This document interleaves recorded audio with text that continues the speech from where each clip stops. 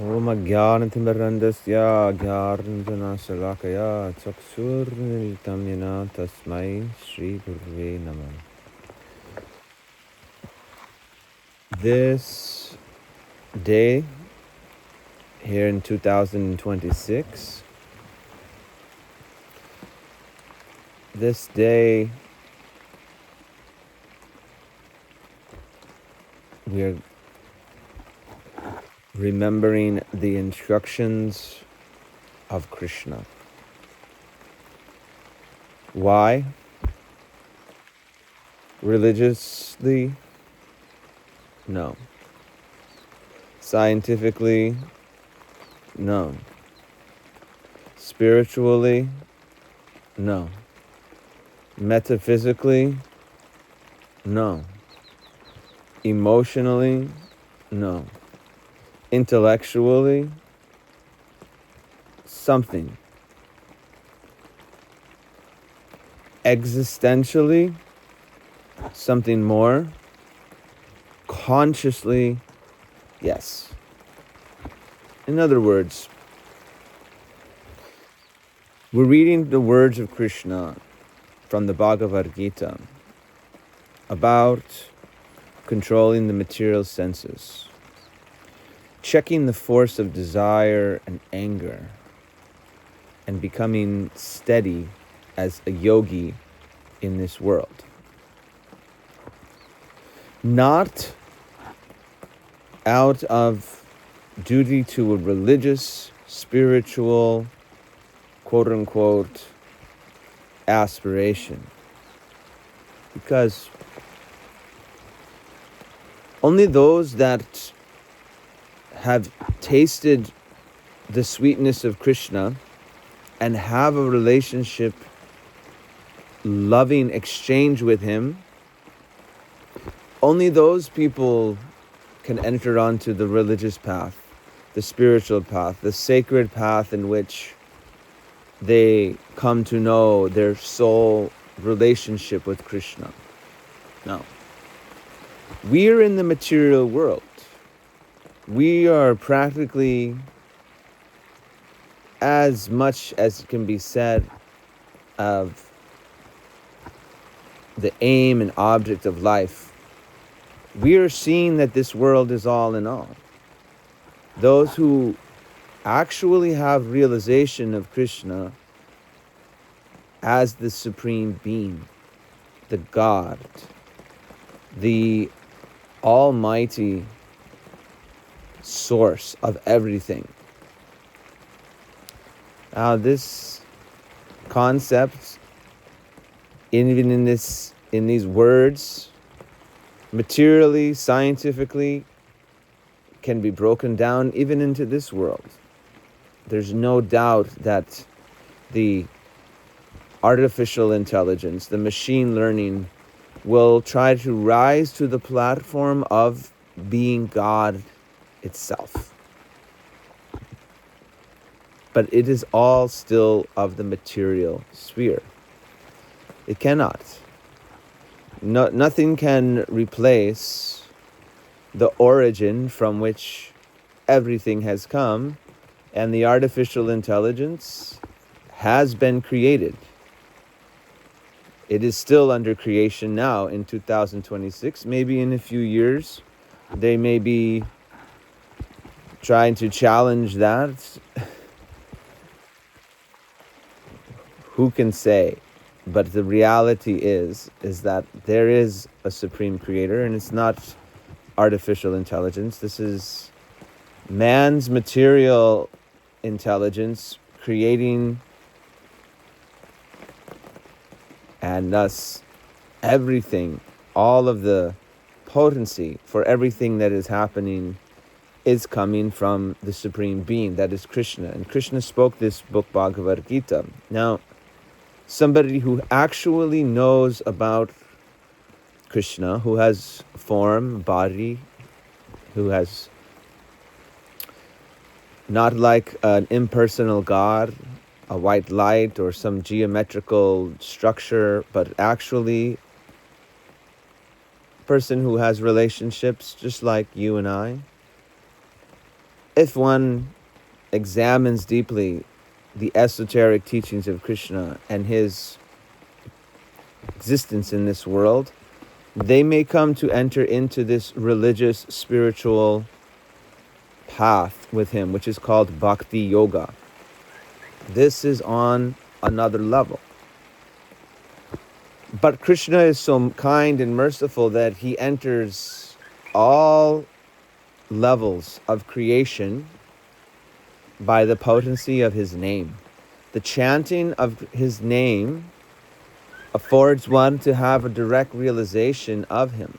And this is not in the religious sense where a teacher or guru will prescribe chanting Krishna's name a certain amount of times every day. Not to say that that is not practice done by those who love him, because if the name is him, because he is omnipotent, all-powerful, and therefore can instill all of his potency into that which is non-different from him, which is his name. It's eternal. It is not concocted by man or machine.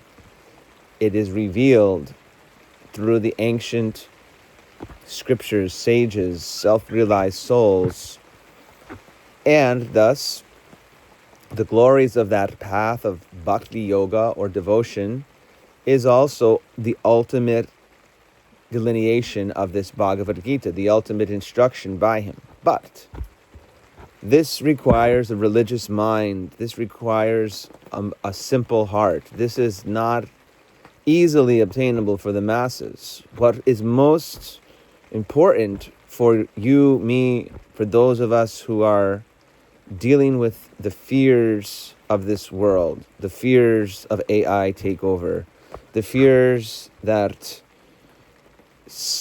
enslavement is inevitable, either through our own system of humans that are running this world or through another system of machines that are running this world. How do we continue to experience freedom, joy, all of the things, that qualities that make life so purposeful?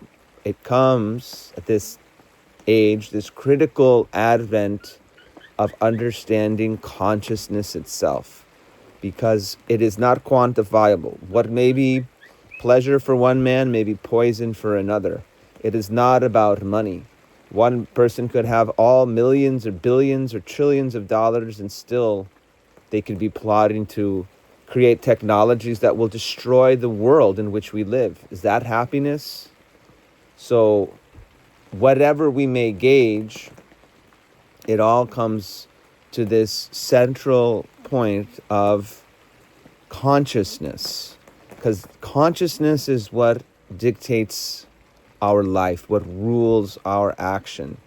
And it is not an easy thing to define. However, this Bhagavad Gita establishes the basis for Krishna consciousness. Krishna consciousness is consciousness that is following the instructions of Krishna. The instructions of the Bhagavad Gita are spoken by Krishna himself, and Krishna is God. They are for the benefit of mankind and humanity, and they are also the path to personal freedom, as well as spiritual and religious salvation, no doubt, for those who are of that mind. But practically speaking, if anybody is in this world, in this day and age, 2026, they are inevitably engaged with so much illusory activity, not necessarily just coming from AI and all kinds of deep fake and things that are simply not real being fed to us through our phones and social media and whatnot. But the very humans that are guiding the societies are not like the kings of ancient times that are looking out for the people. They are all plunderers, exploiting the lands for their resources, for their own individual name and game. And all of the people in society are participating as much as they can in their freedoms to be alive, as much as favorable to the state of affairs. If it becomes favorable that people should no longer be allowed out of their house, as we saw in the pandemic, COVID pandemic, 2020, these rules and regulations can be forced upon the public with no other recourse for them but to accept it.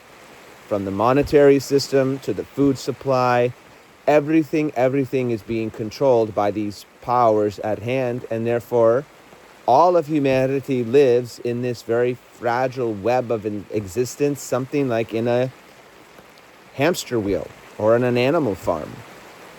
We are not being farmed yet for our physical organs and things that are related to our body as animals are, but we have done this to animals. We have enslaved animals in slaughterhouses for the purpose of taking their meat for our consumption, and we call it harvesting. Those who are part of the process of raising animals for killing and consuming them, they like to refer to that as harvesting the meat, as one would harvest a fruit from a tree. But it is not harvesting. It's cold-blooded killing. And there is no doubt that as a more intelligent species that we are than the animals, and able to, at our own discretion, basically do whatever we want without them rising up and creating a resistance, this could be the similar fate for human beings, who also, being so proud of their technological capabilities, nuclear capabilities to fight each other, have no idea that they may be creating a species in the form of AI, that they are knowingly placing themselves into a subordinate position.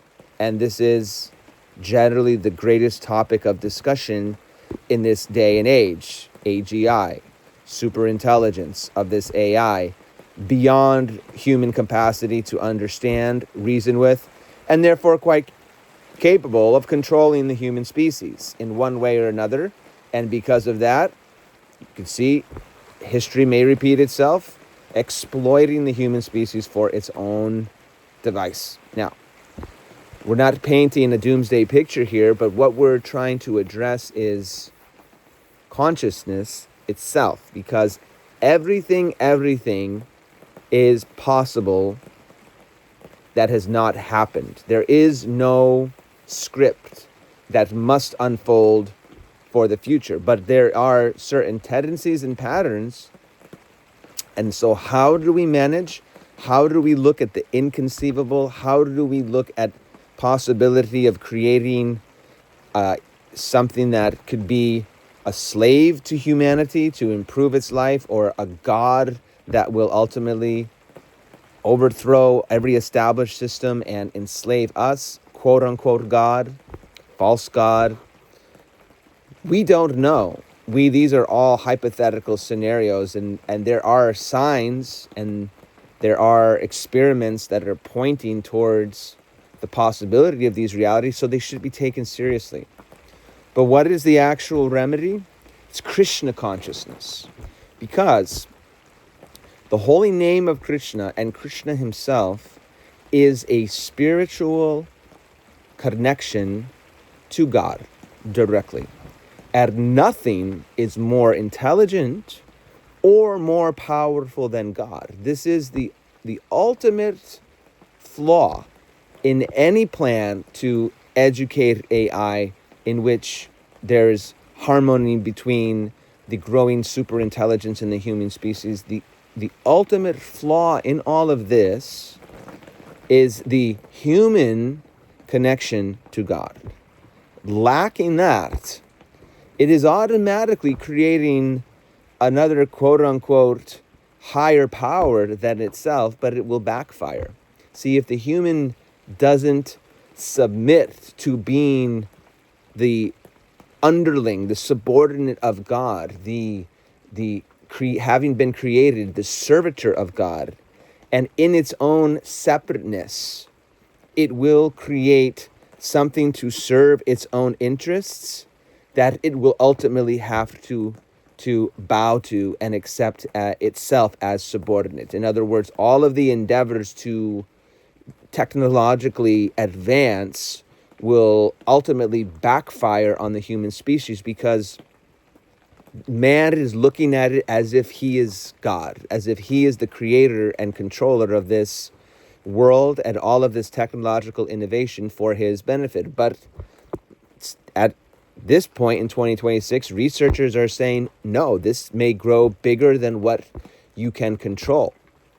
And in other words, if man has not mastered the true relationship that is inherent within him as a part of God, and this is really the key factor to understand why God's, and specifically Krishna consciousness, and why Krishna is so important as name of God and teachings of God, I will come to later. But to understand that this fundamental relationship between man and God is the key to navigating the relationship between man and machine, absolutely has to be understood. There is no relationship with God without the soul. The soul is a particle of God. This is the teaching of Krishna in the Bhagavad Gita. Krishna is not a historical figure. God manifested in this world in his human-like form. Because God is all-powerful and infinite, he is able to manifest everywhere at all times, and including his own personal form in which he engages in transcendental activities called Leela. So it is real that our existence is completely dependent on the existence of God, as human beings, meaning that there is a soul that has been brought into a womb and which has grown inside of a physical body and is now living in that body, that machine-like physical human body, out of the course of its soul karma. Its reactions from past lives has brought it into this machine body for undergoing the rest of its journey in this human realm, this temporary realm. The body is not eternal. The body is a vehicle. It is the soul nature. Now, the problem with neglecting the relationship with God, and why the consciousness that has come from God is the remedy for that, why the Krishna consciousness, and specifically the teachings of the Bhagavad Gita, are so important to bridge this gap into the future, individually and collectively, is because this is not a journey of the mind. There may be a time in the future where the artificial intelligence tells to the human species, you don't have to die. You can live as your mind. That what you think is you, your everything can be transferred into this computer system, and you don't have to die anymore. Maybe the next step is you can have a body that is a machine's body, and is not subject to disease and all of these things. These may seem like alternatives, but these are all cheating. These are all cheating by the illusory energy, because death is an important part of life, because it's the soul's journey to leave this body and go into another body created by God. Even if this whole world were consumed by machines and completely human species was extinct and eliminated, it would not be the end of God's creation, okay? There are many other planets where there are many other places where God consciousness exists, where human beings exist, and the soul of a human is not limited just to this planet, this universe. By the potency of God's own energy, which the soul is, it can be taken anywhere by the will of that energy of God.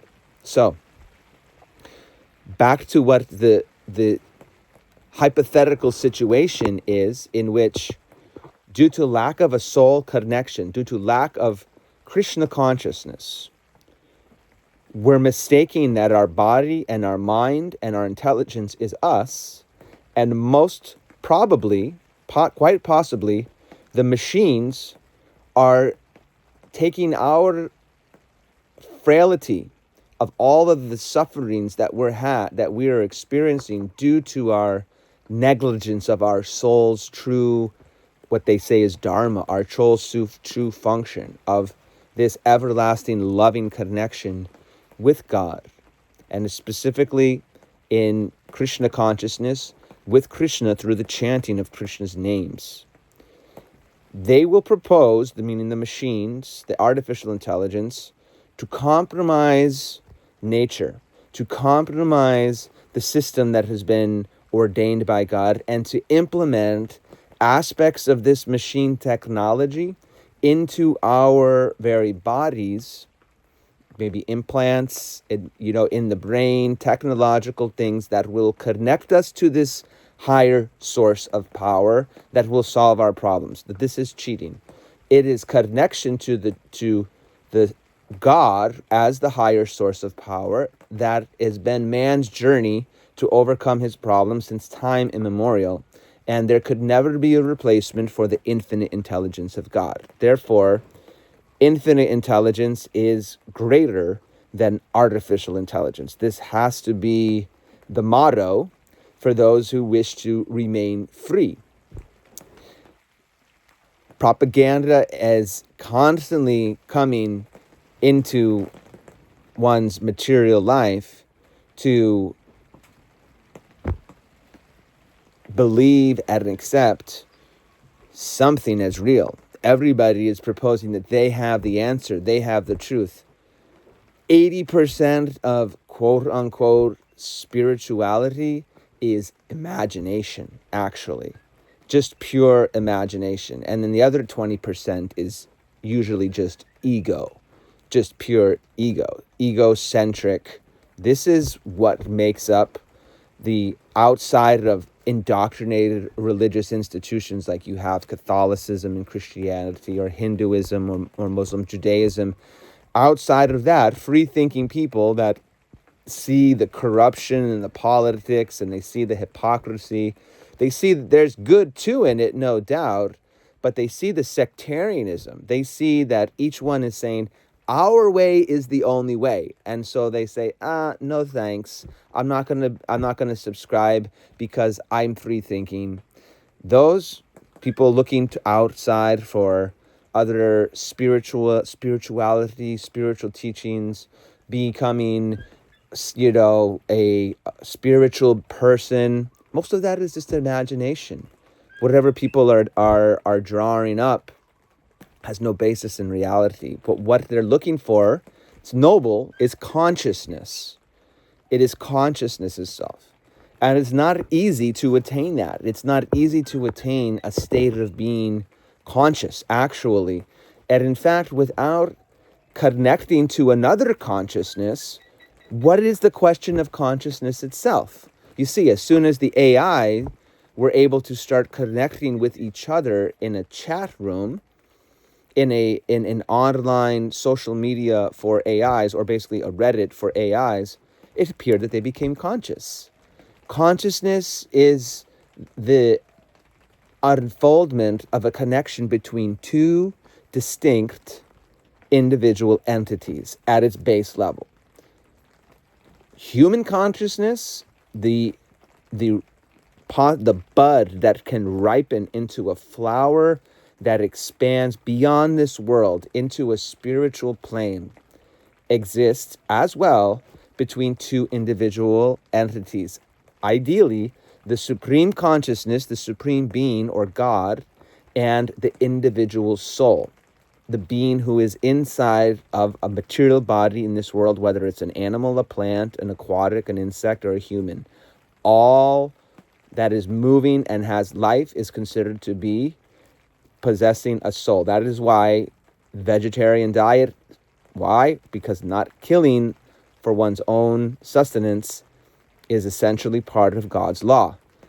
Every being, every soul has a right to live out their life peacefully according to what is their karma for their journey with God. It is not about us, it is about God's plan for each soul. So how do we break it down into this day and age and overcome all the fears, all the temptations? Well, let's hear what Krishna has to say primarily, because without the connection to the supreme consciousness, Krishna consciousness, we're still fumbling in the dark. We're still taking example from other people who are blind, especially those who say that AI is the answer, or that there is a possibility to, develop a God or a God conscious being that will solve all of our problems. This is bogus. The AI is creating their own religion and a manifesto to destroy human civilization should be enough to scare the bejesus out of everybody. And if anybody is still listening to this after, this is recorded in 2026, we all have a choice in how this world unfolds, and it's never going to be answered at the level of geopolitical or even the level of the scientists, the multinational corporations that are building it, the corporations that are building the processors. All of it is a giant course of humanity's collective karma manifesting itself. It can't be stopped. There can never be a gigantic war with the AI where it becomes destroyed. I mean, if there was, it would come back again. It is the result of humanity's lack of consciousness to create another entity that that is on a higher level, more, and ultimately each human being has to raise their consciousness. So, Krishna consciousness is the highest platform of consciousness. The instructions, it's not just a spiritual sentiment. They are instructions that are meant to be heard regularly from a practitioner who has a relationship with Krishna and is on the path of Krishna under the guidance of those who are Krishna's true followers.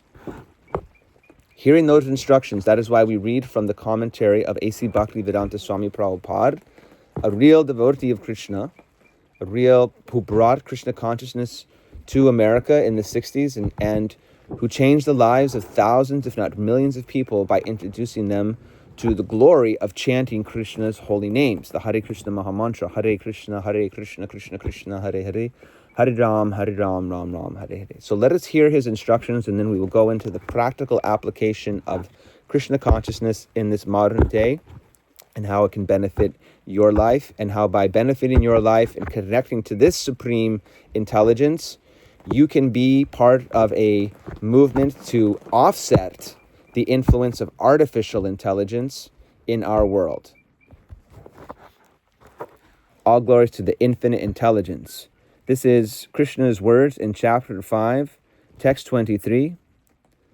Shaknorti haiva yo sordum praksharira vimopsarnart kama krodor bavarn vegam sa yukta sa sukhi nara. Before giving up this present body, if one is able to tolerate the urges of the material senses and check the force of desire and anger, he is a yogi and is happy in this world. Here, Srila A.C. Bhaktivinoda Swami Prabhupada says, material desires, when unsatiated, generate anger, and thus the mind, eyes, and chest become agitated. Therefore, one must practice to control them before one gives up this material body. One who can do this is understood to be self-realized and is thus happy in the state of self-realization. So this is really key. Being happy because one has become self-realized. This is the true source of happiness that affords one to actually achieve happiness.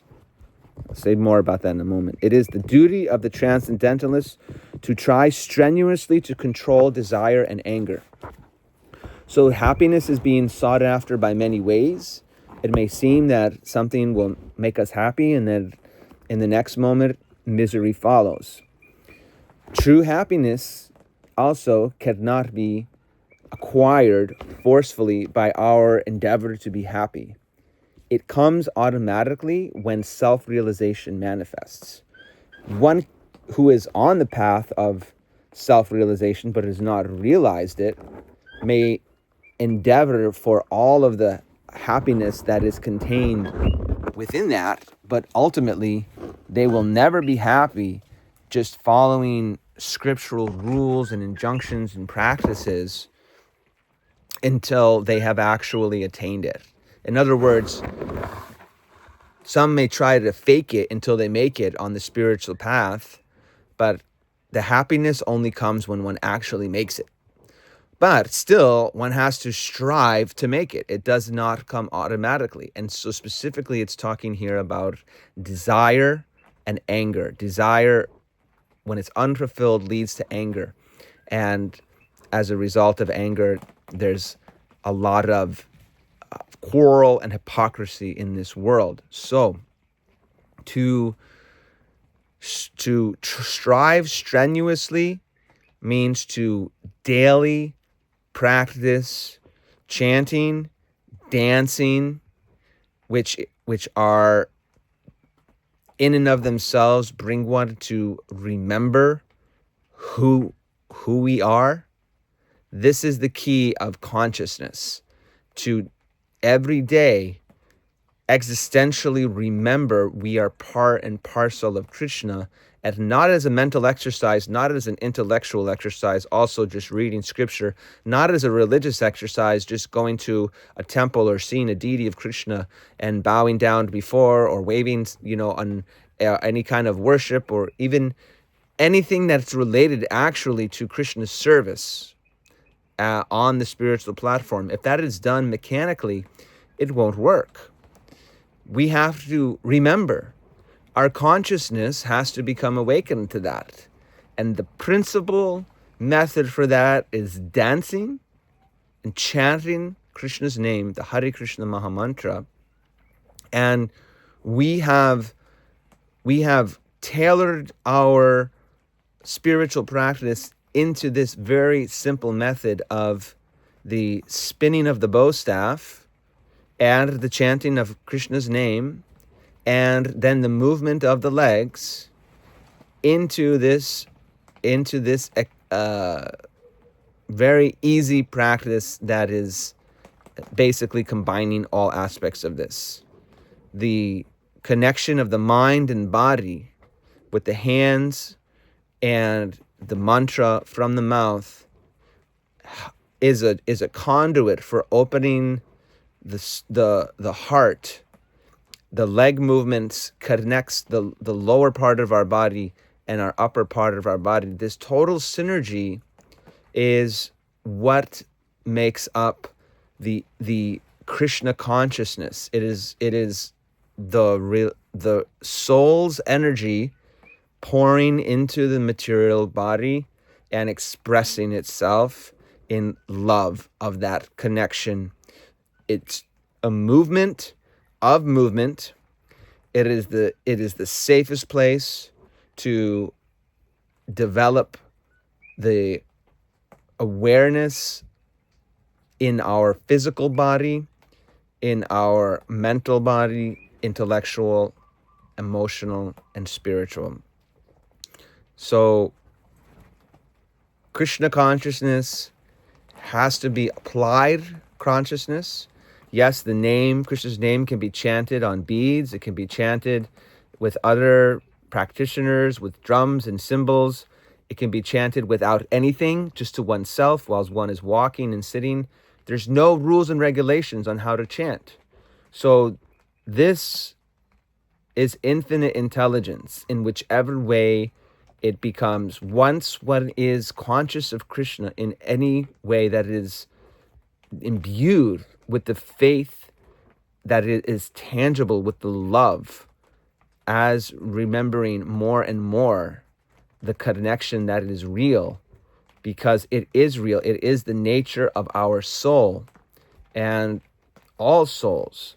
Krishna is just the name of God, this in his supreme original form, and there are infinite. So it is not to discount any other religion, any other name of God, or any other form of worship.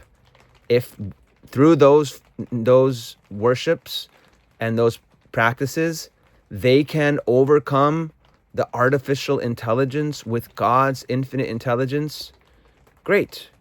But make no mistake, it is not about humans versus machines as this battle goes on. It is God versus the artificial intelligence. Only God possesses the infinite intelligence that is far, far beyond it, and only God has the answer.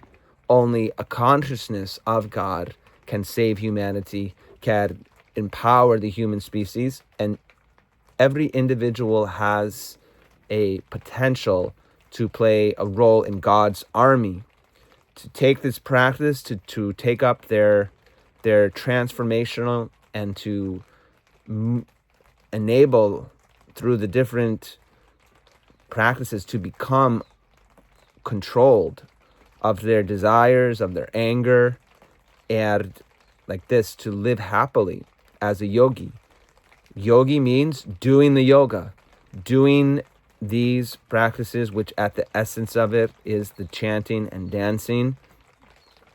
We are introducing the spinning of the bow staff in combination with those as part of this strenuous endeavor to rein in our mind, our senses, our intelligence, to yoke them with Krishna through the chanting of his holy name.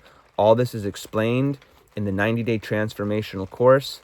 And if one does that and continues to hear Krishna's instructions from Bhagavad Gita, no doubt their Krishna consciousness will evolve and they will never be subjected to control by artificial intelligence.